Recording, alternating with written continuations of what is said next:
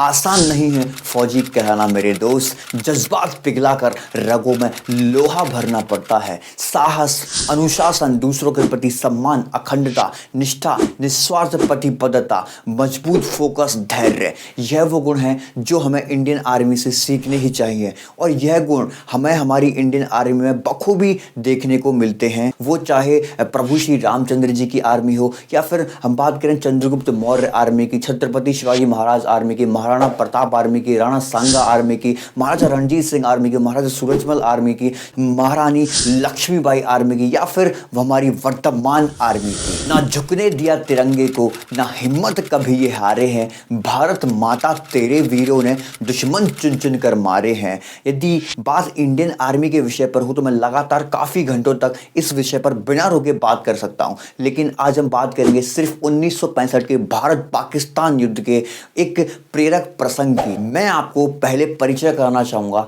उस समय की परिस्थितियों से। उस समय की परिस्थितियां ऐसी थी कि उस समय भारत चीन से कुछ समय पहले ही युद्ध करके ही अभी उठा था, और उस समय भारत के पास में बिल्कुल भी मॉडर्न हथियार नहीं थे, लेकिन पाकिस्तान अमेरिका के सपोर्ट से वो आधुनिक हथियार, वो आधुनिक टैंक्स, वो आधुनिक गन्स, वो आधुनिक मिसाइलें, वो सारी चीज़ें उनसे वो एकदम लैस था।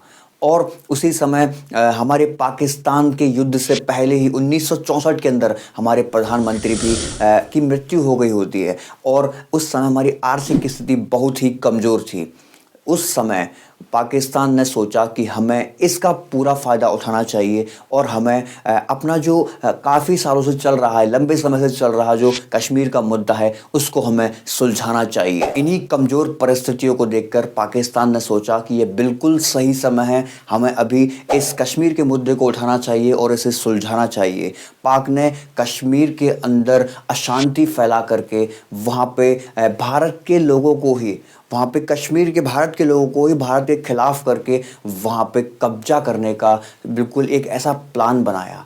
और आपको हम बता दें कि इस प्लान को ही ऑपरेशन जिब्राल्टर के नाम से जाना जाता है, जिसे अगस्त 1965 में शुरू किया गया था। इस ऑपरेशन में पाक ने पैरा ट्रूपर्स स्पेशल फोर्स भेजी कश्मीर के अंदर, LOC से घुसपैठ कराई वहाँ के महत्वपूर्ण स्थानों को कब्जा करने के लिए। लेकिन हुआ क्या, वहाँ के इंडियंस ने, वहाँ के कश्मीरियों ने उनको पकड़ करके हमारी ही इंडियन आर्मी को सौंप दिया। और जैसे ही इंडियन आर्मी को सौंपा, वहाँ पे हमारी पाकिस्तान के जितने भी वहाँ पे लोग थे, उनका जो पूरा ऑपरेशन जिब्राल्टर था उसको तहस नहस कर दिया। सरहद पर टिकी हैं जिनकी नजरें, जो पल पल रखते हैं देश के दुश्मनों की खबरें, इनका सम्मान कभी भी कम ना होने देना मेरे भारतवासियों, क्योंकि ये वही हैं जो रणभूमि से कराते हैं भारत के चर्चे। सितंबर 1965 में जम्मू के अखनूर पर कब्जा करने के लिए दोबारा से पाकिस्तान ने ऑपरेशन ग्रैंड स्लैम चालू किया, और इसके तहत पाकिस्तान एयरफोर्स आती है हमारे भारत के अंदर और वहाँ पे बम बरसाना स्टार्ट कर देती है। लेकिन मैं आपको बता दूं कि हमारी सेना के पास में कम ऐसे आधुनिक विमान होने के बावजूद भी इंडियन एयरफोर्स ने उनको दोबारा से खदेड़ के भगा दिया।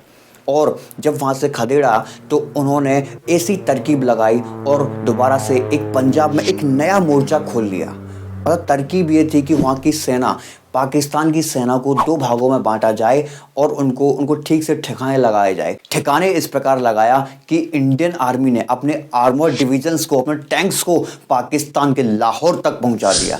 और मैं आपको बता दूं कि वो आर्मर्ड डिविजन्स इंडियन आर्मी के पाकिस्तान के मुकाबले पुराने थे, वो कमज़ोर थे, लेकिन उन्होंने वहाँ तक पहुँचाया। और हाँ, भले ही पाकिस्तान भी खेमकरण तक पहुँचा हो, कुछ दूरी उन्होंने पाई हो, लेकिन असल उत्तर की उस फाइट के अंदर भी हमने उसको कुछ ही क्षण में जीत लिया था। देश प्रेम में कुछ इस कदर वो अपना फर्ज निभा गए, वतन की रक्षा को ही अपना मजहब बना गए। इस प्रेरक प्रसंग से हमें प्रेरणा मिलती है कि हमारे सामने खड़ी विपरीत परिस्थितियों से हमें साहस के साथ युद्ध करना चाहिए, फिर चाहे वह स्कूल की परीक्षाओं का रण हो, या फिर कॉलेज के महाज्ञान का, या फिर नौकरी या व्यापार का रण हो, या खेत और खलिहान का। बस हमें कभी हारना नहीं है, हमेशा साहस से आगे बढ़ना है, क्योंकि साहस ही है जो हमें हमेशा विजयी बनाता है। और हमारी इंडियन आर्मी का ये साहस ही हमें गर्वित होने का एक मौका देता है, वो प्राउड हमें लाने का एक अवसर देता है, क्योंकि साहस की वजह से ही,